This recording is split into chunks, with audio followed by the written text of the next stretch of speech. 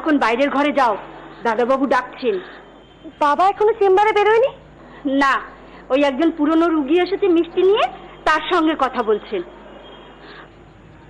আমাকে ডাকছেন কেন? এই দেখো, আমি কি করে জানবো? হয়তো তোমার সঙ্গে আলাপ পরিচয় করিয়ে দেবে। এই আমরা কোথায় এলাম?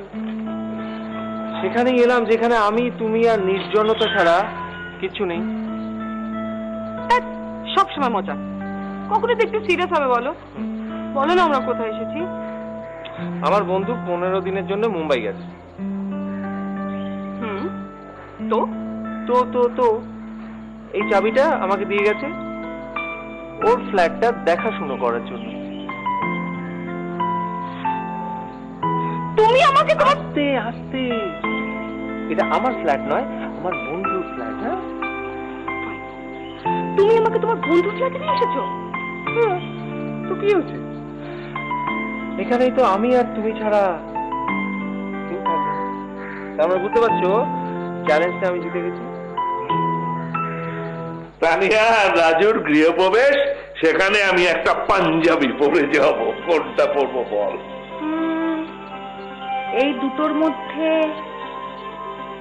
এটা বল। ওটা নয় কেন?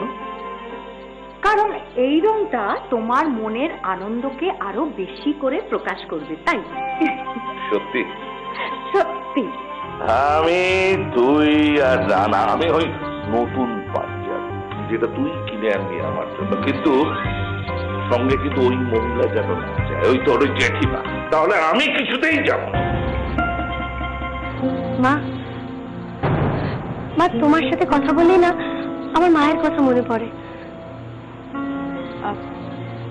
তোমার মা আমার মতো বুঝি?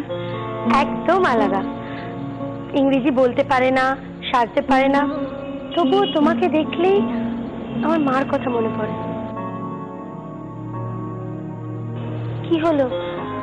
মিনু, এই বাড়িতে মেয়েদের মনের কথা বলা বারণ, আর তুমি তুমি তোমার মনের কথাটা এত স্পষ্ট করে বলে দিলে। তোমার ভবিষ্যৎ ভেবেই আমার ভয় করছে। ভয় পেও না মা, কি হবে ভবিষ্যতে? খুব জোর আমাকে তাড়িয়ে দেবে, তাড়িয়ে দিলে চলে যাব। আর যদি তোমায় তাড়িয়ে দেয় তাহলে তোমায়ও সঙ্গে নেব।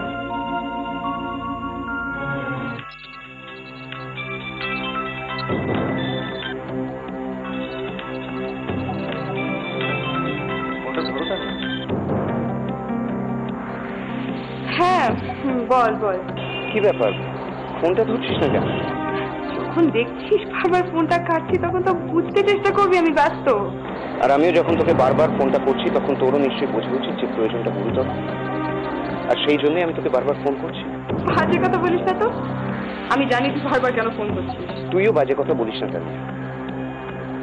আমি খুব ভালোভাবেই জানি তোর ব্যস্ততাটা একটা বাহানা, আসলে তুই আমাকে অ্যাভয়েড করতে চাইছিস। আমি তোকে অ্যাভয়েড করবো কেন?